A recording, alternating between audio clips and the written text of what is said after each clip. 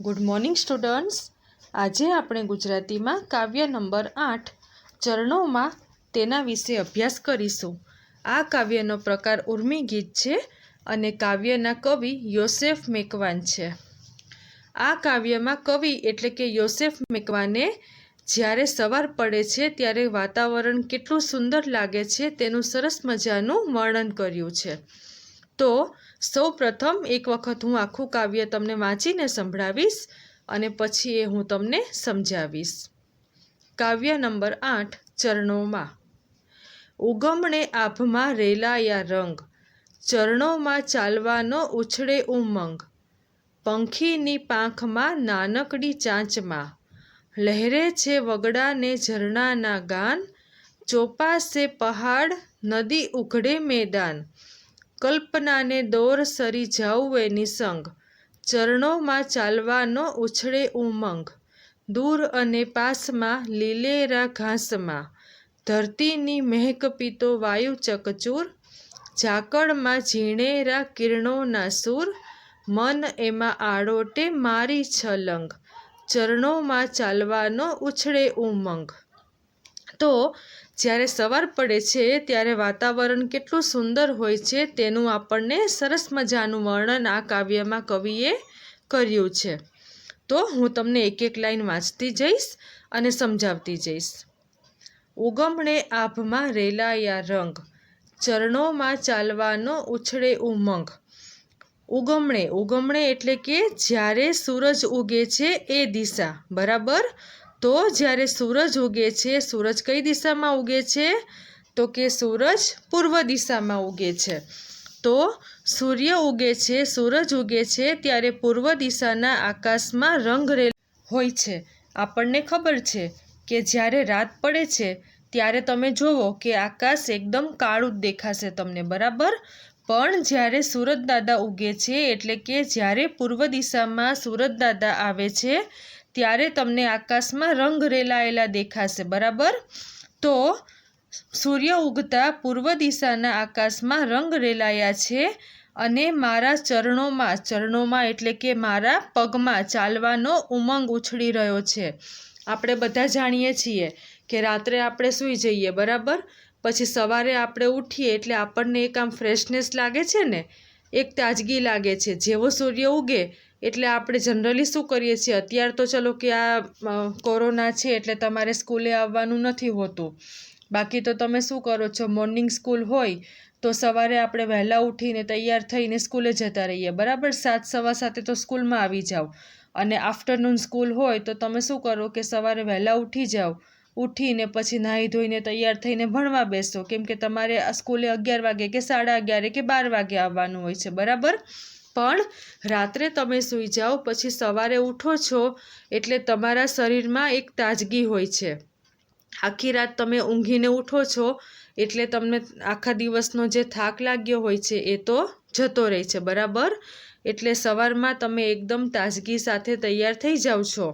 તો મારા ચરણોમાં એટલે કે મારા પગમાં ચાલવાનો ઉમંગ ઉછળે છે, એટલે કે દરેક વ્યક્તિને સવારે એ જ્યારે ઉઠીને તૈયાર થાય છે ત્યારે એને ચાલવાનો એક ઉમંગ એટલે કે એક અલગ જાતનો આનંદ આવે છે।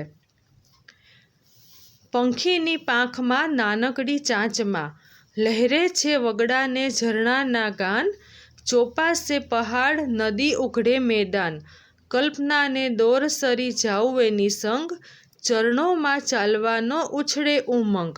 હવે આપણે જોઈએ છીએ કે આ સરસ મજાની સવાર હોય છે, તો આ સુંદર સવાર હોય તો ત્યારે તમે શું જોવો છો, તો પંખીઓ હોય છે, પંખીઓની પાંખમાં અને એમની નાજુક એકદમ નમણી નાની નાની ચાંચમાં વગડાના અને ઝરણાના ગાન લહેરે છે। સવારમાં આપણે જોઈએ કે જેવી સવાર પડે છે એટલે પંખીઓ હોય છે એ ઝાડ પર બેસીને સરસ મજાના ગીતો ગાતા હોય છે। કોઈક દિવસ તમે સવારે વહેલા ઉઠી અને સાંભળજો તો તમને એમ થશે કે એટલું સરસ વાતાવરણ લાગે છે ને, એકદમ આમ આછેરો સૂર્ય આવ્યો હોય અને પંખીઓ સરસ મજાના ગીતો ગાય એટલે તમને એમ થાય કે આજે તો હું આ પંખીઓને સાંભળ્યા જ કરું અને આ એક સુંદર મજાની સવાર છે એને હું જોયા જ કરું। તો જેવી સવાર પડે છે એટલે પંખીઓની પાંખમાં અને તેમની નાજુક નમણી નાની નાની ચાંચમાં વગડાના અને ઝરણાના ગાન લહેરે છે. ગાન એટલે કે ગીતો, બરાબર. તો ગાન લહેરે છે એટલે કે પંખી જે કલશોર કરે છે, અવાજ કરે છે. અહીંયા એની વાત કરી છે કે સરસ મજાના પક્ષીઓ સરસ મજાના ગીતો ગાય છે અને એક સરસ મજાનો એ અવાજ કરે છે કે જેનો અવાજ આપણને સાંભળવો ગમે છે. પછી આપણે જોઈએ કે અંધારામાં તમને કશું જ દેખાતું નથી, બરાબર. પણ જેવું અજવાળું થશે, જેવો સૂર્ય ઉપર આવશે એટલે કે જેવો સૂર્ય ઉગશે તો અજવાળું થતાં ચારે બાજુના પહાડ, નદી કે મેદાન જે કંઈ પણ હોય એ પણ આપણી નજરે પડે છે. તમારી આજુબાજુનું જે વાતાવરણ હોય, તમારી આજુબાજુમાં ધારો કે તમે રહો છો એની નજીકમાં પહાડ હોય કે નદી હોય કે તળાવ હોય કે મેદાન હોય, બરાબર. તો આ તો આપણે કેવું છે કે અહીંયા આપણે અમદાવાદમાં તો આવું પોસિબલ નથી, પણ સપોઝ કે તમે અંબાજી કે માઉન્ટ આબુ જાઓ તો ત્યાં તમે રહેતા હો તો તમે જેવા ઉઠો એવું તમને સરસ મજાના પહાડ દેખાય, નદી દેખાય, બરાબર. તો જેવું અજવાળું થાય છે એટલે આપણી ચારે બાજુના પહાડ, નદી તેમજ મેદાન નજરે પડે છે, એટલે કે આપણને દેખાય છે, આપણી નજર પડે છે. અને એમને આપણે જોઈએ છીએ એટલે એમને જોતાં જ આપણે શું કરીએ? કલ્પના એટલે કે એક આપણે વિચાર કરીએ છીએ, બરાબર. એક વિચારમાં આપણે ખોવાઈ જઈએ છીએ. તો એમને જોતાં જ આપણે કલ્પનાના આધારે તમને એવું લાગે છે કે હું એની પાસે જાણે કે જઉં છું.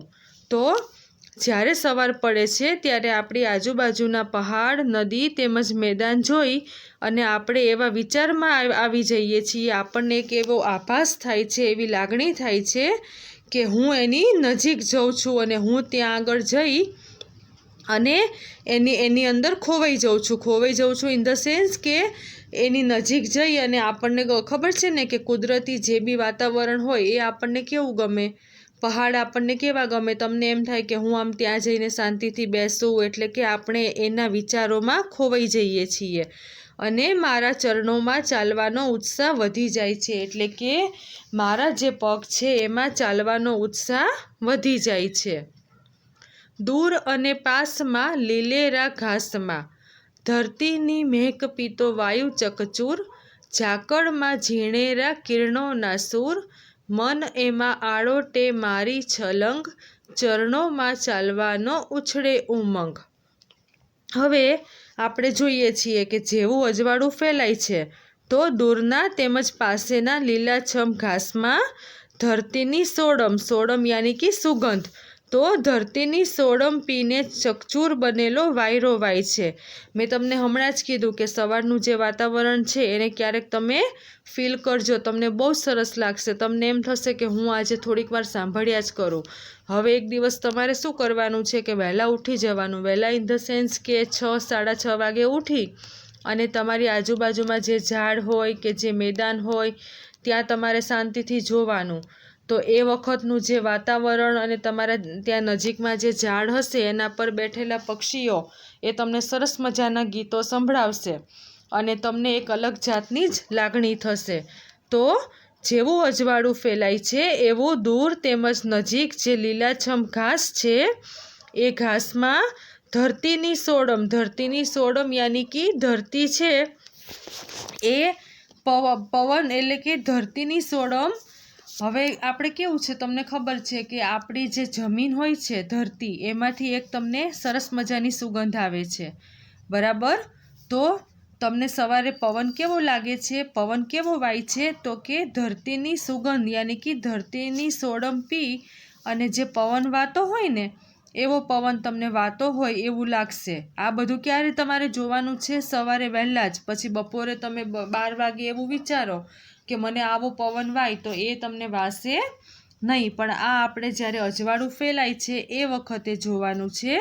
તો કે અજવાળું ફેલાતા દૂરના તેમજ પાસેના લીલાછમ ઘાસમાં ધરતીની સોડમ પીને ચકચૂર બનેલો વાયરો વાય છે, એટલે કે પવન વાય છે. અને ઘાસ તેમજ પાંદડા પર પડેલા ઝાકળના આપણે સવારમાં જોઈએ છીએ કે ઘણી વખત તમને લાગશે કે પાણીના આમ પરપોટા દેખાશે, તો એને શું કહેવાય? ઝાકળ કહેવાય, બરાબર. તો ઘાસ તેમજ પાંદડા પર પડેલા ઝાકળમાં સૂર્યના કોમળ કિરણોના મૃદુ સૂર રેલાય છે. મૃદુ એટલે એકદમ ધીમા, બરાબર. તો સવારમાં તમે જુઓ કે સવારનો જે સૂર્ય હોય છે ને, સવારનો સૂર્ય એકદમ લાઇટ હોય છે. બપોરે 12 વાગે આપણે માથા પર જ્યારે સૂરજ આવે છે ત્યારે એકદમ એ ધોમધકતો હોય છે.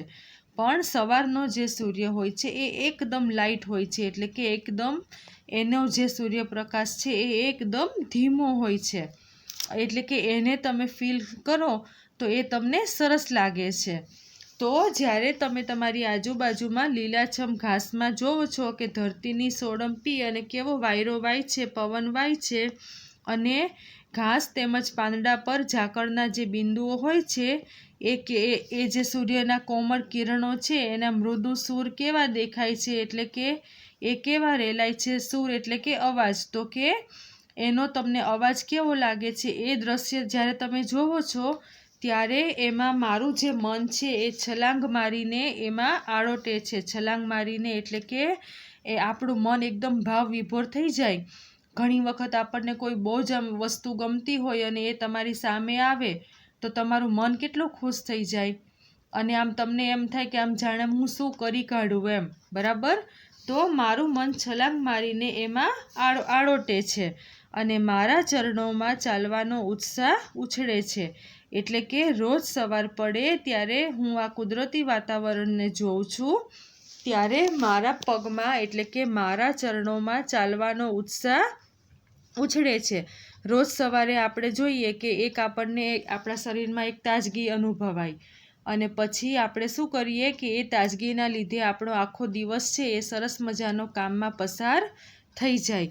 તો હવે તમારે એક દિવસ શું કરવાનું છે, સવારે વહેલા ઉઠી અને અડધો કલાક તમારી આજુબાજુનું જે કુદરતી વાતાવરણ છે એને આપણે અનુભવવાનું છે કે તમને કેવી લાગણી અનુભવાય છે. અત્યારે શિયાળાનો સમય હવે શરૂ થઈ ગયો છે, તો અત્યારે તો આપણને ઉઠવાનું ગમશે જ નહીં પહેલાં તો.